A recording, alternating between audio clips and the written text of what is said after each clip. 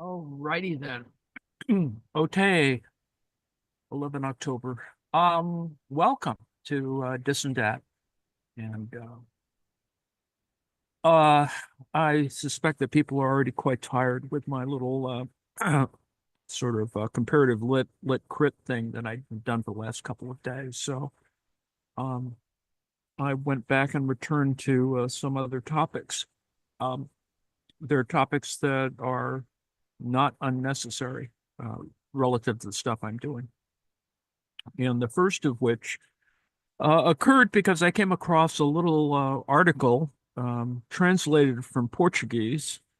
I think it's being promoted by a sort of anti-Lula kind of thing in Brazil. So essentially, it's an article by Deirdre McCloskey, who teaches or is a member of the Cato Institute, which is,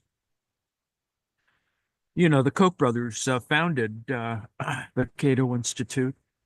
So it's libertarian in that particular context. And I don't think, I think what McCloskey does is she is defending a certain type of classical liberalism that is attractive to those right-wing folks who have created the University of Austin in Texas. And so it's a combination of all kinds of strange conservatives, let's put it that way. I mean, it has Larry Summers on the board and McCloskey, a bunch of other people, but it also has a couple of other real wackos if you look at and they just started their little activity. I'm not sure how many students they have. I think 300, 500, whatever.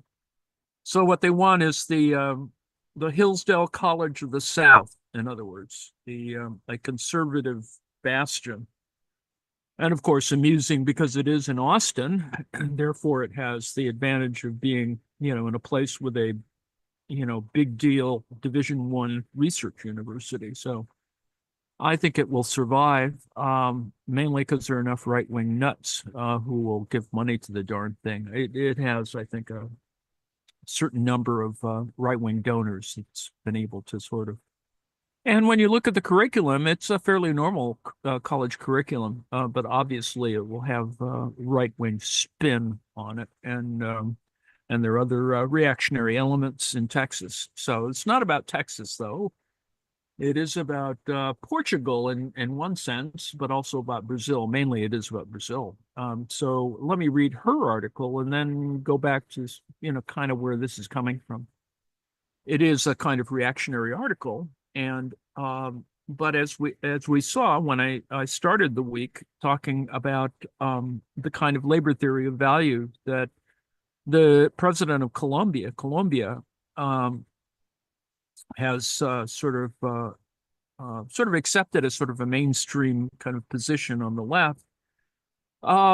There's obviously a reaction to it, and I would say that this little McCloskey thing is meant to sort of oppose those kinds of ideas. And as I've said before, there is a Latin American tendency to be more orthodox, whatever that means, in a kind of from a Marxist point of view. And so therefore, certain things that we've become used to in Western Marxism are sort of not quite as reasonable or acceptable. Intersectionality being one of them, even though you have a whole argument about settler colonialism. So I always find that worth talking about. So anyway, here's Deidre's article. The labor theory is wrong. Most non-economists and all Marxist economists, bless them, believe in the labor theory of value. You do probably, bless you also. The labor theory says that the value or price of everything, such as your flat or car or ice cream, consists of the human labor put into it once upon a time, nothing else. The land or capital used to make things are not real value. Only past effort by humans matters. You show that you believe the labor theory when you say things like striking workers making a new passenger jet at Embraer in San Jose dos Campos deserve a raise. After all, they make the things. Or Nurses at Hospital das Clínicas de Universidade de São Paulo deserve a raise too. After all, what would happen if they all resigned tomorrow? Such indignant statements show also a generous spirit. Good for you. You want poor people to do well. So do all economists, by the way. Attributing all output to the poor workers seems only just, fair, even obvious.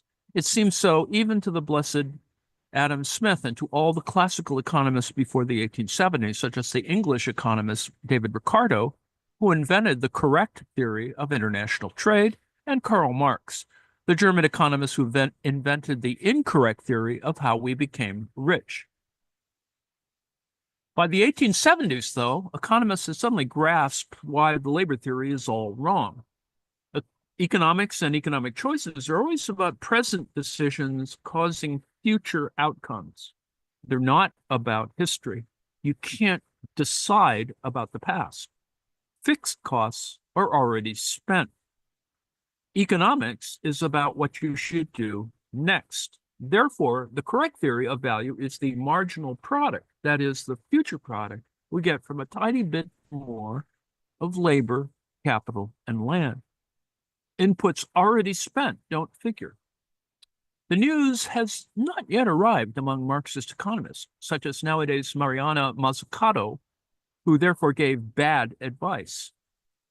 Marx died in 1883 after the marginal revolution, but he didn't acknowledge it, leaving his devout followers in the dark still.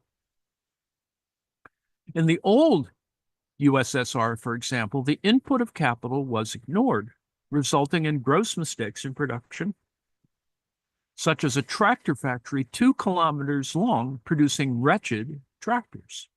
Don't follow Karl. Now, this is an oversimplification and clearly, like all op-eds, problematic for all kinds of reasons that anyone, even non-Marxists, would probably object to. But it is a kind of a rhetorical flourish, and that is, in fact, Deirdre's stock and trade. It is, after all, what she worked on in the latter half of her career. That is the rhetoric of economics, which was a useful subfield, except it got itself marginalized within the context of the field, but she has managed to make it successful. And because she was also trained by a very good economic historian at Harvard,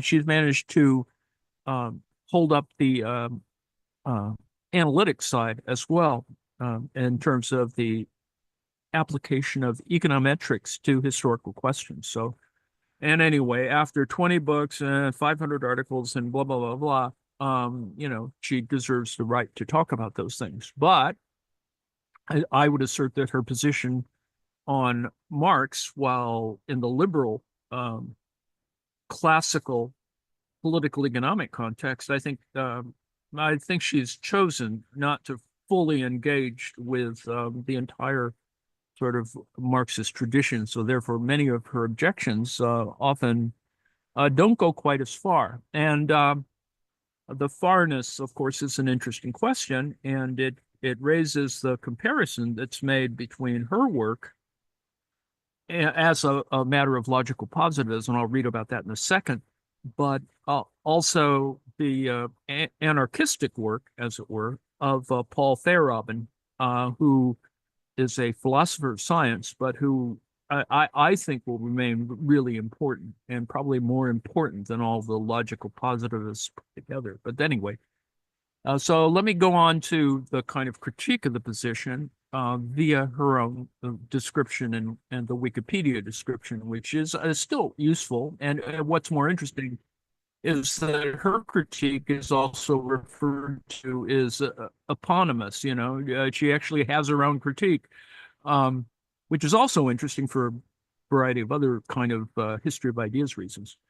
The McCloskey critique refers to a critique of post-1940s official modernist methodology in economics inherited from logical positivism in philosophy. The critique maintains that the methodology neglects how economics can be done, is done, and should be done to advance the subject. Its recommendations include use of good rhetorical devices for disciplined conversation. Now, let me break here for a second and say that this is all problematic for all kinds of reasons, because in some ways she doesn't fully engage for whatever reasons. The language that and I would say it's a different kind of discourse that a materialism as opposed to positivism engages. And there's an entire argument there that I would assert that she's never fully engaged. She just simply has developed a kind of logical positivism, which is, it's there, it's important, it serves to keep everyone honest and blah blah blah. But um, I think she doesn't fully engage it, but that's just, my critique over, kind of the kind of dual nature of her own career, which started as an econometric historian and then turned to the rhetoric stuff because nobody else was doing it, or very few people. There's a couple of people in Europe and not very many people in the United States talking about it. So, you sort of carve out your own place. Deirdre McCloskey's 1985 book, The Rhetoric of Economics, argues that the mathematization of economics was a good idea, but that economic modernism took equilibrium model building and econometrics, especially existence theorem mathematics and statistical significance, absurdly far. Let me break there for a second and say that, she's written some really good books on problems that underlie what counts as statistical significance, which is a good critique of people who sort of kind of overdetermine their own arguments using mathematical modeling. However, I would say that certain more specific arguments that are still, I think, worth pursuing in terms of spatial and temporal questions remain. But anyway, that's another story. Roughly speaking, McCloskey wants economics to make interesting, new, and true statements about the real world and argues that proving the hypothetical possibility of an effect within an analytical framework is not a constructive way of doing this. Although the conventional way of connecting the economic model with the world is through econometric analysis, she cites many examples in which professors of econometrics were able to use the same data to both prove and disprove the applicability of a model's conclusion. She argues that the vast efforts expended by economists on analytic questions is essentially wasted effort. Now, let me break there for a second to suggest also that this equally applies to the so-called analytic turn or approach in Marxist and Marxism, and it's not insignificant that critique can equally apply. Not equally and similarly, let's put it that way. And so proof and disproof create a kind of problem there as well. So in an article called Ask What the Boys in the Sandbox Will Have, McCloskey identified the economists whom she accuses of leading economics astray in the 1940s. Paul Samuelson, Nobel laureate, blah, blah, blah, blah. In her view, Samuelson wanted economics to resemble more closely the hard sciences, especially physics, and elevated the vice of blackboard proofs and other mathematical, but not necessarily scientific values to accomplish this. Now, that sells Samuelson short because Samuelson wrote, particularly in his later academic life before he just was making lots of money and making commentary in Time magazine, he actually was interested in Marxist questions and neo-Ricardian questions, etc.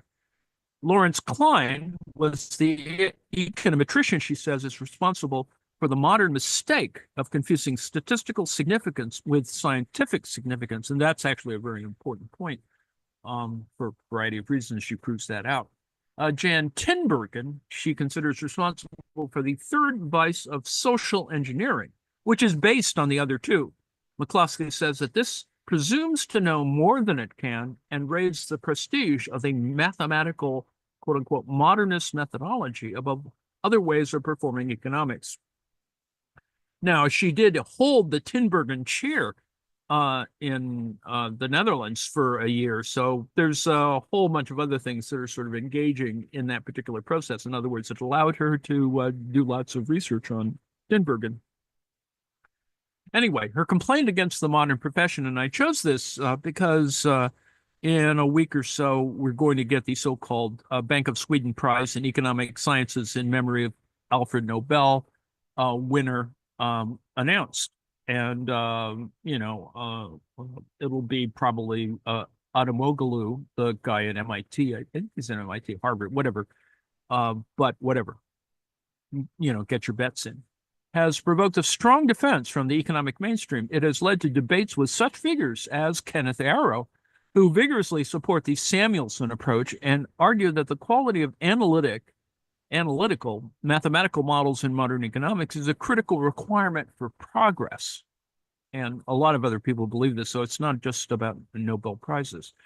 However, McCloskey acknowledges the virtues as being born from each man's genius and rather blames the vices as being created not by these three Nobel economists, but by their students and their students, including herself. So this is a kind of self-critique, an auto-critique of the profession, and an important one. And it is not simple, and it is a ideologically speaking, it is from the so-called right, I suppose, because of the insistence on not only classical liberalism, but the sort of next analytic step, and that is logical positivism in a philosophical sense. In the book, Calibrated Simulation is Storytelling, or it's an article, I think, she writes that one way to describe scientific theories is how mechanically mathematical they are. At one end lie such hypotheses as Newtonian celestial mechanics, which can be reduced entirely to equations.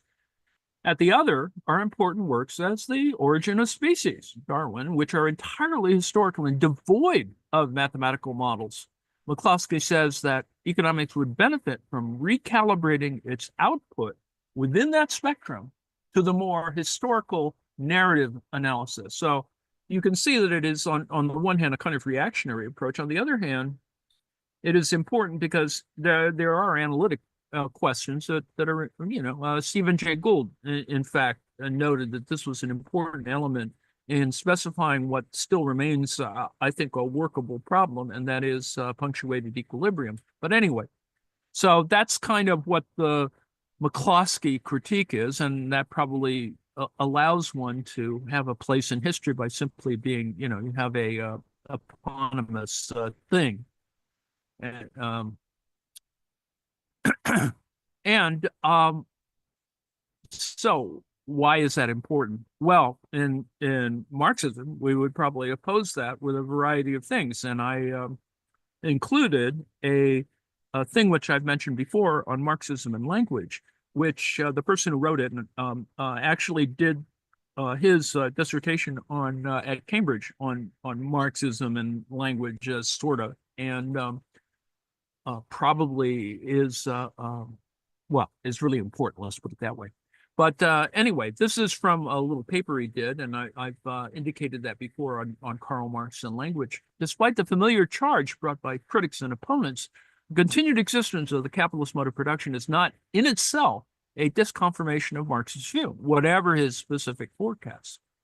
If capitalism had been able to overcome hunger and want, to democratize itself, to end social division and conflict, to provide to all the means and opportunity for their self-realization, and to make the totality of the human world a harmonious and positive force within nature as a whole, only in this case would Marx's position be disconfirmed. In that light, the situation we face in the 21st century shows us why Marx was right, as the title of Terry Eagleton's book of 2011, which I'll include a little bit in there on also, proudly proclaims. Furthermore, in an era where social inequality has reached record proportions, that is, Piketty, Dorling, etc., where living standards have still not recovered from the global capitalist crash, soon to be repeated, of 2008, which is what we were looking at and why people were talking to Michael Hudson yesterday, and where class-based politics on both left and right is back with a vengeance.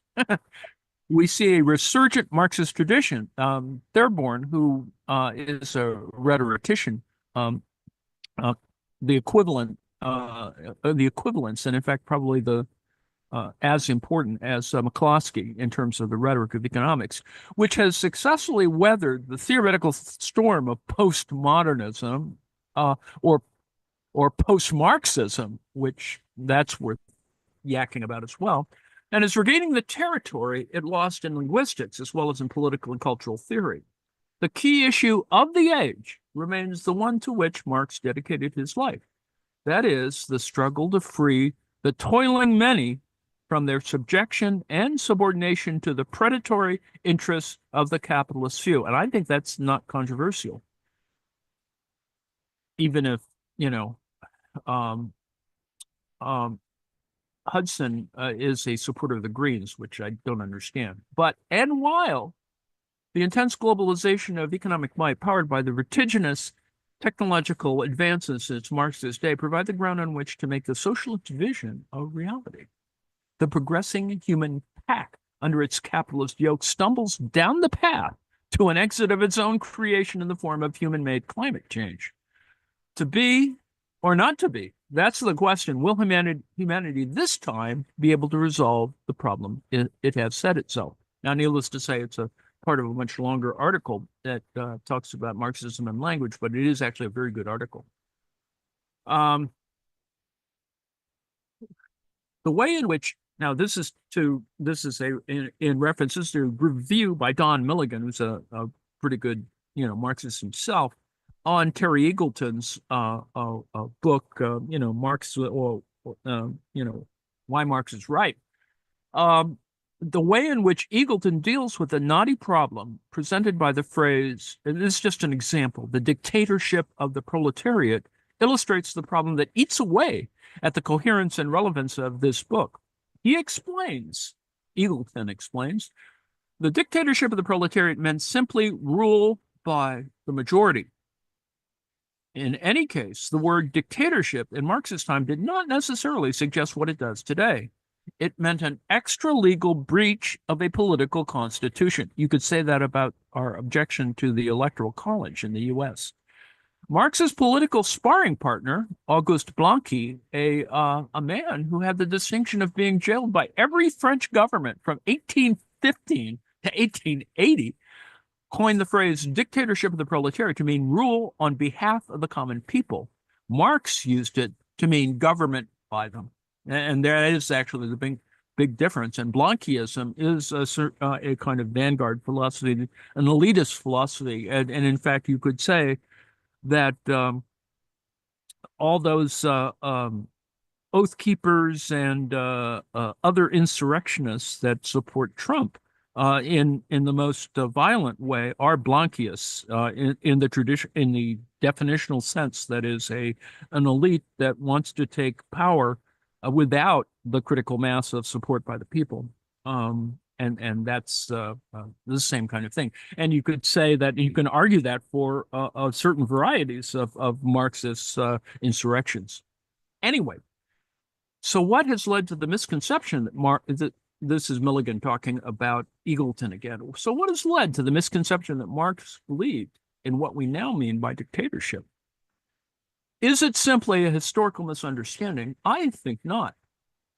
Which is why this question cannot be discussed without reference to the Bolsheviks, and quite specifically to the political practice of Lenin, who installed a mode of rule, which we would now call dictatorship, explicitly under the rubric of the dictatorship of the proletariat. It was a mode of rule in which all other revolutionary and democratic parties were banned, the Mensheviks, etc., in which all disagreement within the Communist Party was suppressed. Lenin created a state which was ruled by decree, a state in which commissars armed with plenipotentiary powers and revolvers exercised more or less arbitrary rule over what was nominally Soviet society. It was Lenin and the practice of Marxist-Leninists that redefined what dictatorship of the proletariat meant in both theory and practice. It certainly had nothing to do with either Auguste Blanqui or Karl Marx. Now, you can go further and discuss this, but I think this is still a trenchant point because certainly and moderately recently, certain right-wing nuts have been talking about, well, we shouldn't be, Marxism and dictatorship of the proletariat, blah, blah, blah, blah. That's just it. We're way past that in terms of analysis. But and I've actually done this before. I think I showed this before many years ago in our little pod. Terry Eagleton doing his little riff on his book, Why Marx Was Right. And he's actually quite entertaining, and it's worth listening to, I suppose. Now, and perhaps we can do that at some moment, but you can do it on your own, and sort of scroll through or do it, put it on high speed. Now, this last little bit here is, sort of a combination of addressing the two problematic questions and begun by comparing Deirdre McCloskey talking about Marx and the failure or whatever of the labor theory of value and the kind of corrections that Western Marxism has made by saying, well, it's not quite as easy as that. And it has a lot of other details that are incredibly problematic and misused, in fact, in a rhetorical way, but, we can spend time on that. And so this is the Wikipedia, part of the Wikipedia thing on Paul Feyerabend's work. Paul Feyerabend had the advantage or disadvantage of, and yes, he was not a model for my own behavior, but he did teach at two different places at the same time and got in trouble because he was pulling down two full-time salaries and got big trouble. He was a full professor of philosophy at Berkeley and a full professor somewhere in Austria or someplace. And that caused a little problem at the end of his life, needless to say. No one ever mentions it, but it is quite amusing, at least to me. Okay, on Paul Feyerabend. On a third interpretation, epistemological anarchism, and more on that, and you can look it up, and it's worth thinking about because it suggests that in a theory of knowledge, we may not have any basis for, authority in some ways, which is an interesting kind of question. And can this, in fact, be applied not simply in the philosophy of science, but actually in all things? Is a generalization of Paul Feyerabend's pluralism, and it is more a pluralistic idea, actually, that he had been developing throughout the 1950s and 60s. On this view, Feyerabend did not have an anarchist turn, but merely generalized his positive philosophy on a more general view. So this is why this overlaps, because it is a positive philosophy, not unlike Deirdre McCloskey's. Hence the comparison. Epistemological anarchism is synonymous with a pluralism without limits, where one can proliferate any theory one wishes, and one can tenaciously develop any theory for as long as one wishes. Relatedly, because methods depend on empirical theories for their utility, one can employ any method one wishes in an attempt to make novel discoveries. So this is the kind of interesting opening, and in one sense, adheres to classical liberalism. This does not mean that we can believe anything we wish. It's not, kind of random, but it is arbitrary. Our beliefs must still stand critical scrutiny, but that scientific inquiry has no intrinsic constraints. So this is the addressing that McCloskey does about math. That it is, in fact, a combination of a sort of mathematical rigor, but also with empirical reality, material reality. The only constraints on scientific practice are those that are materially forced upon scientists. Moreover, Feyerabend also thought that theoretical anarchism was desirable because it was more humanitarian than other systems of organization by not imposing rigid rules on scientists. So that's kind of interesting and, in fact, classically liberal. For it is not possible that science as we know it today, or a search for the truth in the style, this is Feyerabend, in the style of traditional philosophy will create a monster. Is it not possible that an objective approach that frowns upon personal connections between the entities examined will harm people, turn them into miserable, unfriendly, self-righteous mechanisms without charm or humor?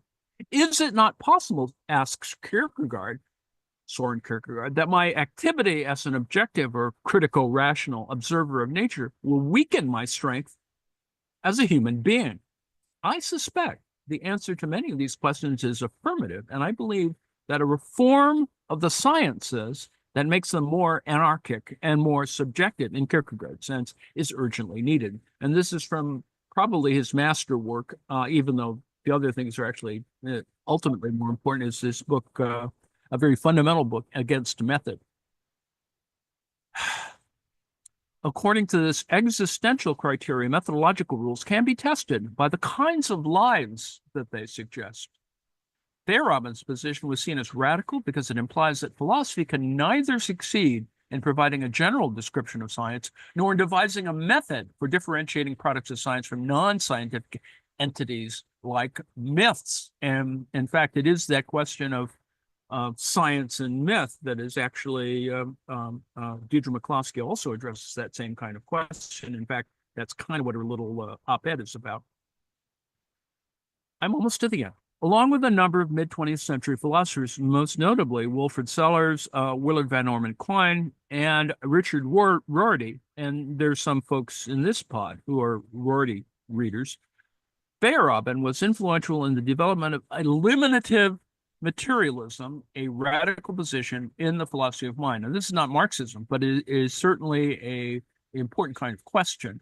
And that is, on some definitions, eliminative materialism holds that all that exists are material processes, and therefore our ordinary common sense understanding of the mind, that is the folk psychology component of certain theories, is false. So all this does is a lot of arm waving, but it does suggest that we can have a kind of critical materialism, which is exactly what Western Marxism has sort of suggested. And it's really not not controversial in that particular point, and is not doesn't disprove Marxism by claiming that the labor theory of value is false.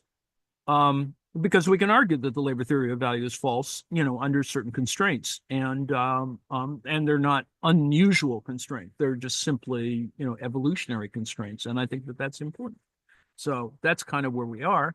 I know that probably baffled everybody here, but I just wanted to introduce that these concepts of science are not as fixed and of course, Deirdre McCloskey attacking Mazzucato is certainly an interesting kind of problem.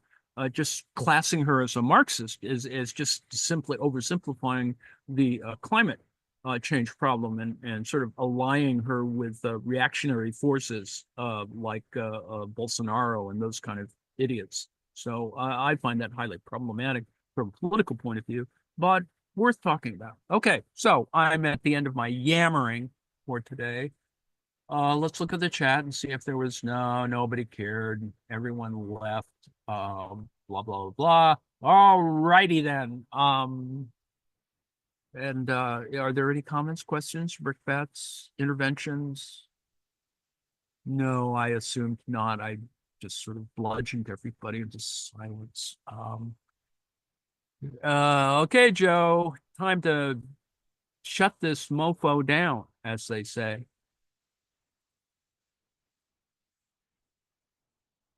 If you don't mind. Joe, are you still awake, or have I coming right up? I put you to sleep as well.